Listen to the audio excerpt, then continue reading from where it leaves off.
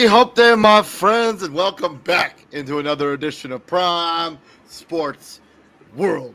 On today's episode of the show, we're going to be recapping week number 7, and we're going to give you our previews for week number 8 of the UFL as we're getting down to the nitty-gritty of the UFL season here. And this is Prime Sports World. We're trying to be the number one hub for all things UFL. So please like, share, and subscribe to our podcast.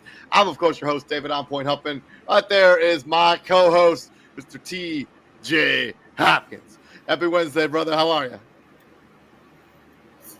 Good day. It's Wednesday, middle of the week. I feel that, yeah. I was off on Monday, so I had a I have a 4-day work week this week, so. Ain't that nice? Yeah, it's all right. It's all right. Although Monday I spent a lot of time driving because I was driving back from Columbus because I went to a music festival over the weekend. Anyways, let's talk about UFL. We had a pretty entertaining weekend of UFL action. Some pretty good games throughout the card for this particular weekend. Let's get right into it with Friday Night Football. And we got the Defenders and the Brahmas going head-to-head, and the DC Defenders getting that victory 32-24 as the Brahmas just cannot buy a victory to save their lives. They have now fallen in 1-6, and they're probably going to be going into the offseason trying to figure out what they're going to be doing at quarterback. As this game was fairly competitive, majority of it, but the DC Defenders did put up the touchdown in the final quarter to go up 32-24, and that's all she wrote in the final 2 minutes of this game. Jordan Tiamo threw the final touchdown pass. Let's take a look at some stats here. A really good day at the office for Jordan Tiamo, let me tell you. 19-24, 278 yards and 3 touchdowns. That's kind of that efficiency stuff that I've been talking about a lot here on this podcast. Kevin Hogan was not a slouch on his own right in this game either. 20 of 31, 229 yards and 2 touchdowns. Deion Jackson had a rushing touchdown. So did Joshua Corbin on the Brahma side. And Braylon Sanders and Cornell Powell receiving touchdowns for DC. And Javonte Kirkland had a good game here at the office, 752. Kind of showed some signs of his old self last season when he was just a monster on the receiving corps for the Brahmas last year. But too much DC as they go on and win this game in the battle for these two teams. DC moves to 5-2. Yeah, DC's ability to win this game without, again, no rushing offense whatsoever. 70 yards rushing. I don't know if Abram Smith is still reeling from. I mean, in the games I've watched, the games I watched him play, he just doesn't look like the same guy. Like he'll have like moments, right, where you go like, yeah, that's the guy that was like, borderline MVP of the XFL 2 years ago. 2 years ago. And then he has like 2 for 13. I just don't think he's healthy. I think the Achilles tears. I think that's. I don't think he can. I just don't think he's able to. I don't think he's able to bounce back. And it's like you say all the time, right? You spend that first season recovering, and then now maybe next off season he'll be able to get back on his craft. But he hasn't been good at all this season. Yeah, it's almost like they're winning in spite of not being able to run the ball, and which is kind of crazy because like we see that in the NFL, like teams that can't run the ball still. Somehow, some way, like find a way to still come out on top. The big thing here is it was pretty balanced. All right, it was 25 total passing attempts for DC, 20 rushing attempts. So while you couldn't run the ball, you at least kept San Antonio honest. Like they couldn't load the box up, or they couldn't just it's first down, second down, third down. We know they're passing the ball. We're not just going to play dime coverage the entire time because you get ran out playing dime too. On the other side, if you're San Antonio, it's you're to your point. It's like, yo, what do I have to do? Based on just numbers and stats wise, I mean they outplayed DC for majority of this game, and outside of the fumble house call, San Antonio had more total yards. They had one time possession. They had more first downs. They had more rushing yards. Outside of the 2 turnovers, and that's kind of what cost them this game, because San Antonio, you look at the paper, this is a game they should have win. They should win. Yeah, and it's like, I don't know, like it's gotta be frustrating. Like, I don't know, because by this point, it's season's got what, 2 weeks left. At this point, 3 weeks, but well, they just played week 7, so that's what I'm saying. You're going into week 8. You got 8, 9, 8. So it's 8, like 9, 10. That's 3. But it's like, what do you say after this? Like, what do you say? Like, what do you say to the team? Like, but I mean, the showboats are the same. Like, you had one of your best offensive games of the season if you're the Brahmas, and you got nothing to show for it, even with a good outing a good day at the office. It's tough. It's tough. And if you're DC, I mean, we've been talking about Jordan Tiamo and his kind of struggles for the last 2 years. When you see him put out a performance like this, man, you gotta feel good as you're going towards the playoffs. You're probably a playoff team. Great. Yeah, like Jordan Tiamo, like, man, you find that spark from like 2 years ago. Like, man, if he can keep this rolling, I mean, that 19-24 with 3 tutties. I mean, that's what you're looking for when you like. Our main issue with Jordan Tiamo wasn't like, it was literally nothing else but the consistency. Like, he be 19 to 31, 15 to 32. It's just like, bro, like, like that's just not gonna happen. Like, especially if the goal for a bunch of these guys is to get to the NFL, right? The goal is to get to the NFL. If the goal is to have NFL scouts like saying, "Hey, like, take a look at this guy down in the UFL. Like, maybe we should bring him in the camp on the training camp deal, preseason deal, and see what's what." Completing 50% of your passes will that there's no faster way to turn people off from you. Yep. Moving on from there, let's swing into Saturday afternoon and the game of the weekend, maybe the game of the season for the UFL, as the Michigan Panthers score the game-winning touchdown at the Horn to win this game, and they get the 1-point conversion to win this game at the Horn. 25-24. It's got to be the first walk-off win in UFL history. Like, I don't think there's been another one that's like this exactly. But Michigan Panthers, they best the Arlington Renegades 25-24, and Luis Perez leads what he thinks is going to be a game-winning touchdown to Canella to go up to 18-24. They're unable to convert the 2-point conversion. They give the ball back to Michigan. They get a rushing touchdown with 0.1 second on the clock. They get the 1-point conversion as well, and they win the game 25-24. Just some standard numbers here. Bryce Perkins, 15-28, 231s and a touchdown. He also led the team in rushing yards. And then Mariner was leading receiver. Malik Turner had the lone receiving touchdown for Michigan. On the other side, Luis Perez continues to be just Mr. Spring Football, 25-34, 314 yards and 2 tutties. They did not run the ball effectively at all in this game, and Canella and Vaughns all had receiving touchdowns for the Renegades as they lose in kind of a heartbreaking fashion and fall to 3-4, and are going to have a hard time probably making the playoffs now. But Michigan in the driver's seat in the USFL division right now. Yeah, Arlington got screwed on this one. I said that in the group chat. Like, they got the short end of the stick on this one. Like, I forgot what call it was, but it was a bet to me. Like, it was like, because it gave Michigan the ball at like the 1, and I'm like, because I'm trying to remember what that call was. I'm like, how? How does that give them the ball on the 1-yard line? Or did they run a play like, I thought they ran out of time. Yeah, they ran out of time, and all of a sudden they somehow got the timeout. That they got the timeout with Yeah, 1 second left. Perkins scrambled for 10 yards and was tackled with 0.7. And yeah, they took the timeout 0.1 left. Like I'm like, there's no way. I'm like, ain't no way. Oh yeah, if I'm Arlington, I have a legit gripe. I'm like, there's no way in hell that in the midst of all of that,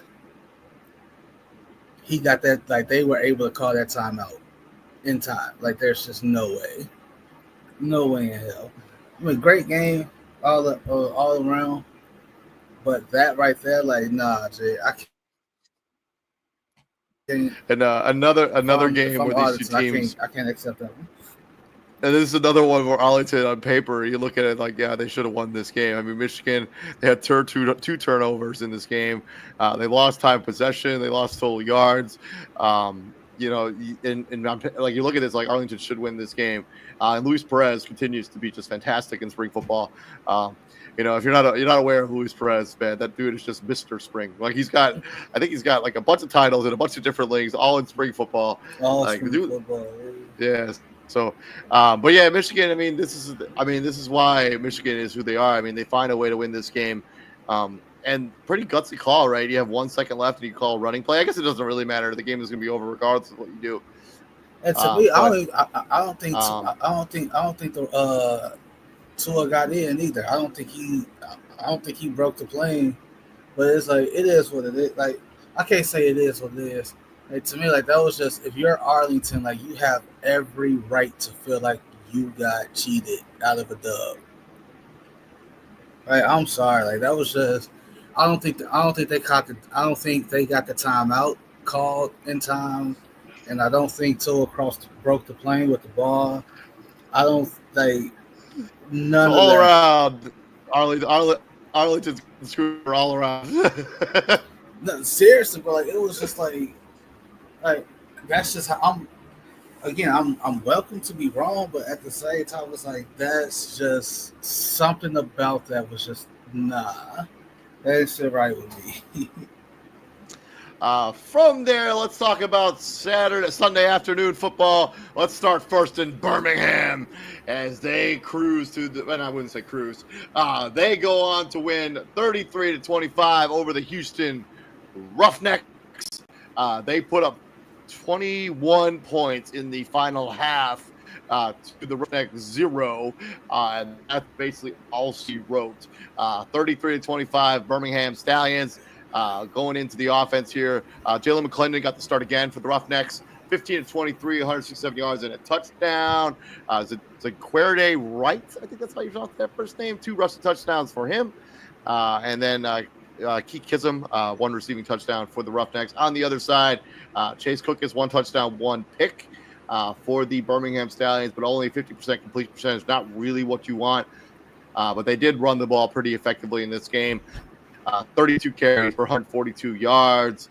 And Jason Sternberger had the lone receiving touchdown for Birmingham as they go on to win this game, especially with a strong performance in the second half as they were trailing 25-6 at halftime or right before halftime. They put in a touchdown right before it goes to the halftime there, 25-12, and they basically dominate the final 2 quarters of this game. And shout out to Harrison Mevis, kicked 3 field goals in this game, including a 52-yarder from Northwest Indiana, in Northeast Indiana, in Warsaw.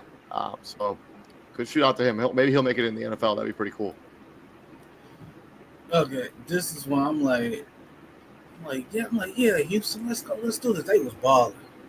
McClendon couldn't do he did everything right. He balling, he hooping, he doing all that, you know. And then all of a sudden, I'm thinking, Houston finna, run away with this. And then I go check the score, and I see the final. I see 33-20. I'm like, what the hell? And then I go. It feels eerily. Hey, then I go to click on it. Then I go to click on it, and I remember ESPN just doesn't care about the UFL, and I'm trying to look up I'm trying to look You shit gotta up. go to the UFL.com, TJ. That's the site. You gotta go on their website, and I'm like, Jesus Christ. So I'm like, okay. I'm like, I don't know what happened, but that shouldn't have happened. I Yeah, don't know you're up why that 25 to happened. 6. But I mean, we sort of talk about this a lot with the UFL. Like, you're never really out of a game if you can just put together some points and get some conversions. Like, you can get yourself back in real quick, even though they failed all their conversions in this game, anyways. But I mean, they just basically they ran it down the throat of the Roughnecks, and Roughnecks But had that's no answer for this game like whatsoever. that's what I'm getting at though, because it's like how like you put them down 3 scores, and there was really really put them in a position to like make them one dimensional, make them say, hey, we pretty much have to pass the ball the rest of this game, and you lost. It also doesn't help that Houston got dominated on like almost every major stat in this game. I mean, they had 229 yards of total offense, 397 for Birmingham. They had 26 first downs for Birmingham to 13 for the Roughnecks. 73 total plays for Birmingham, 43 for the Roughnecks. Time possession for the Houston Roughnecks, 23 minutes. 36 minutes, 37 freaking minutes of time possession for the Birmingham Stallions. You wonder why they won the game. That's why, because they had the football forever. And when they had the football, they just ran 73 plays. I think that might be the highest number I've seen in the UFL. Like, that is a really high number. Yeah, like again, Houston, Memphis, not Arlington, San Antonio. It's just like, yo, what do I have to do? Like, because like, if you're Houston, it's like, yo, we finally got something right. We finally got the quarterback right. It feels like we got the quarterback right. I like McClendon. I like how he played. And then all of a sudden, you score 25 points and you don't score again. Terrible. To the final game of the weekend, we're going to swing into Memphis, and we're going to talk about the lowly Memphis Showboats as they lose another game at home. This time to the St. Louis Battlehawks, 19-9. And this game was a house call basically from the start. Battlehawks put up 10 points in the first frame and never really looked back. As they basically dominated this game from wire to wire. Max Dugan got the start again for the Battlehawks, 15-23, 158 yards and a touchdown and a pick. Max Dugan also led the team in rushing with the touchdown.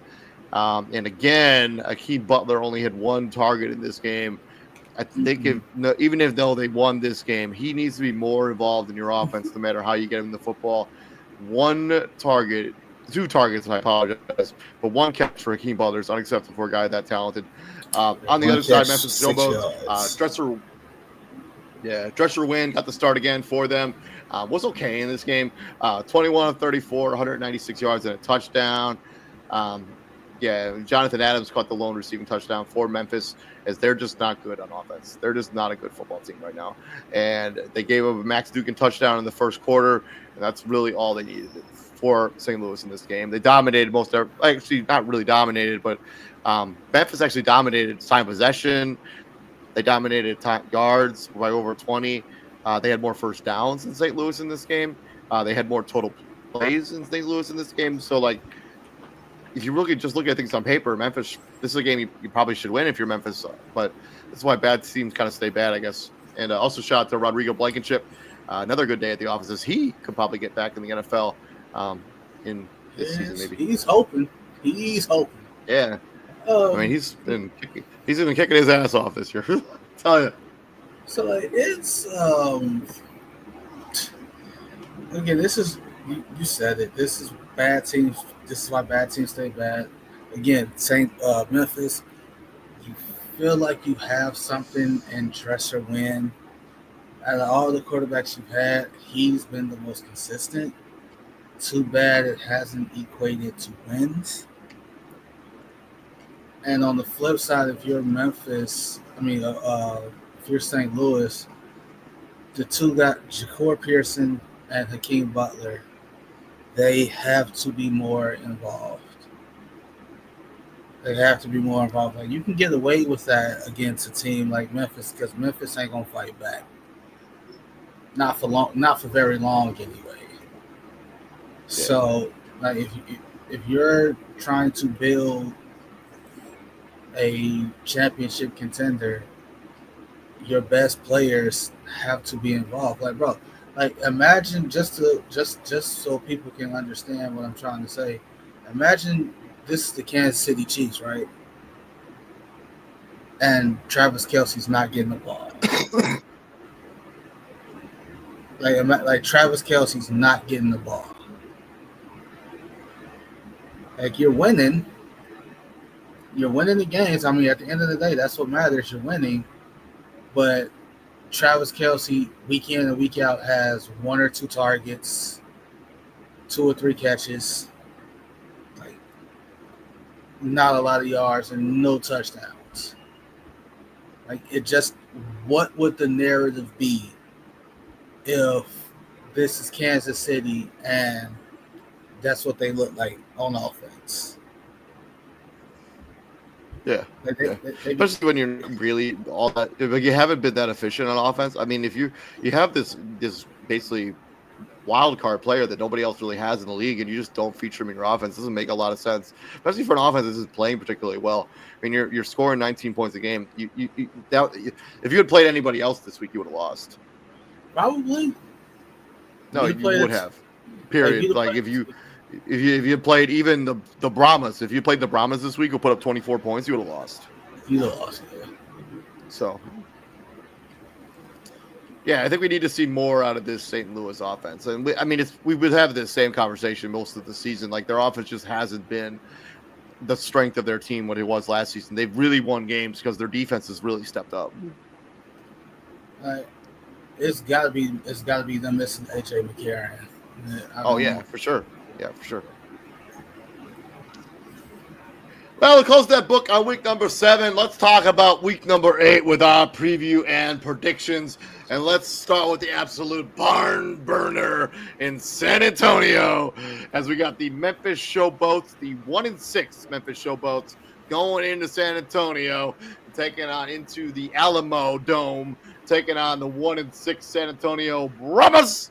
DJ, who do you got in the battle of the 1-6? Oh God.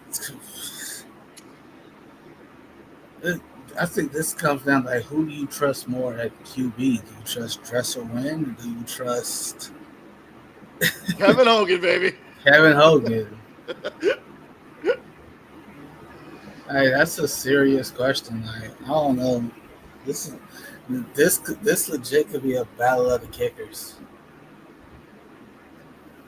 This legit could come down to battle of the kickers. So I'm not even joking. You know what I'm taking? I'm taking the Brahmas. I love San Antonio. Okay, I am too. I just think that Memphis is gonna do something to, like, hey, what can't go wrong will go wrong. Like that's where they are. Yeah. On the opposite end of the spectrum, swinging into Saturday afternoon football, we got two of the juggernauts of the UFL going head to head. We got the reigning champions, Birmingham Stallions, at 5-2, going into St. Louis, which should have a raucous crowd for this game, taking on the Battle Hawks. TJ, who do you got in this matchup? Oh, this should be good. In St. Louis, like this should be one of those where they have a really strong crowd. Like 40,000. Yeah, for sure. And although this matchup's kind of lost a little bit of its luster because it's not the AJ Martinez versus AJ McCarron.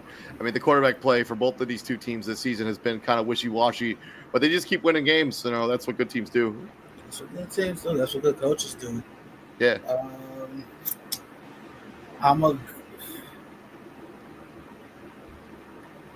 This legit might be the game, the Hakeem Butler game, because I think that Birmingham was going to load the box. They're going to try to stop Jacob Sailors. They're going to load the box, so they're going to put at least 7 in the box to to slow that run game down. If they gonna make Max Dugan throw the ball, this should be the Hakeem Butler game. So I'm gonna go St. Louis. I'm also going to take St. Louis. I mean, Birmingham's won some games, but they've gotten off to really slow starts in a couple of games the last couple of weeks. I think if you get off to that's kind of a slow start against the Battlehawks, you won't be able to crawl your way back in. They will not give away this game. I'll take the Battlehawks to win. And I do agree with you. I think this is going to be one of those Hakeem Butler showcase pieces where it's like, yeah, this is who I am. This is what I'm about. Right. Yeah. Staying on Sunday, for some reason, the UFL decided it was a good idea to. They did this last season too, and it really grinded my gears, and it's grinding my gears now too. They decided we're gonna run 2 of our games on Saturday afternoon at the same time on the same network. So you can't watch all 4 games even if you wanted to. Come on, UFL. You don't have to compete. Like, your ratings aren't so good where you have to feel the need to compete against yourself. I mean, like, you could watch them both. Like, you gotta. I probably want to go be on ESPN. They're both on Fox. Oh, Actually, yes. the Friday game's on Fox. Both of these games are on Fox for some reason at the same time, and then the game on Sunday is on ABC, like generic ABC. So if you want to watch all of the UFL action this weekend. Probably have to do like one on the TV, the other one on like the web, like Fox, like the Fox Sports website or something like that to be able to watch both. I don't know. If UFL, if you're hearing me, you're listening to me, don't put your games on at the same time against each other. That's just not a recipe for success. Anyways, the Michigan Panthers at 5-2. Not to mention, if you put this Panthers Roughnecks game on my TV because I'm in the quote unquote or area over this Battlehawk Stallions game, I will be all mad. Let me tell you. You hear me, UFL? Don't do this to me. Panthers Roughnecks. Obviously, the 5-2 Michigan Panthers continue to find ways to win football games. Going into Houston, taking on the Roughnecks, who are coming off a loss to the Stallions this most recent weekend. I'm going to take the Panthers. I just think they're a better football team. I think the Roughnecks should start looking towards next season, as this is probably a wrap for this year. Start. But yeah, but give me the Panthers. Like, should start. Like, they probably already are. No, like if you're Houston, you got one good thing going, and that's McClendon at QB. Like, hopefully you find a way to bring him back next season and go from there. But Michigan should literally win this game going away. 100%. And then the final game, Sunday afternoon football. This is on ABC if you want to watch it, as the Arlington Renegades head into DC and take on the Defenders and the Beer Snake. I haven't seen that featured as much this season, so maybe they're not even doing it this year. But the 5-2 Defenders gets the 3-4 Arlington Renegades. This is a game that Arlington has to win if they want to stay remotely into playoff contention. Same thing with that Roughneck game, actually, the one we just talked about. But this is a must-win for the Renegades. TJ. So you're in a must-win situation, and you just have to face, one of the better teams since spring football has been, reintroduced to the world. Yeah. It's no big deal. Hey, no pressure at all. That's why you got Luis Perez, right? I mean, that's why you got him. No pressure at all, my man. Like, just go out there and beat one of the better teams to salvage your season, to still have a fighting shot at the end. But if I'm not mistaken, like, Arlington was kind of in this situation last year, and they ended up ended up in the championship. Well, it's because I don't remember what team it was, but somebody like basically completely collapsed towards the end of the year last year.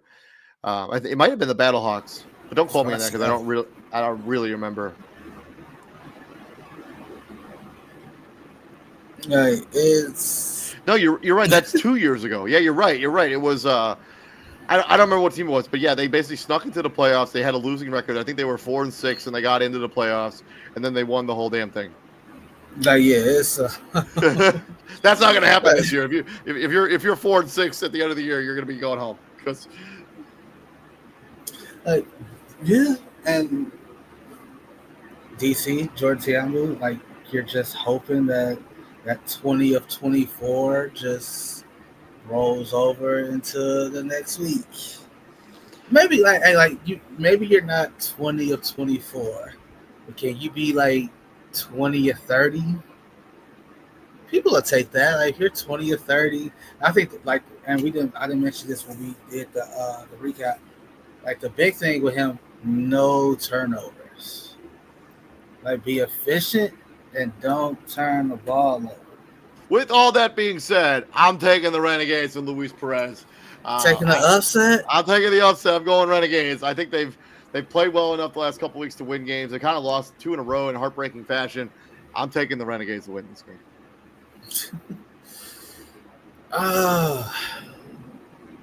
Actually, they've lost 3 in a row in sort of heartbreaking fashion. So yeah, Renegades. Yeah, you lost 3 in a row. Ain't no way you getting off the schneid against this team. I'm sorry. I'm going DC. Well, that's been our Week 7 recap, Week 8 preview for the UFL season as we try to be the #1 hub for all things UFL. If you like what you're doing here at Prime Sports World, please like, share, and subscribe to the podcast. I'm, of course, your host, David On Point Huff, and there's my co-host, TJ Hopkins.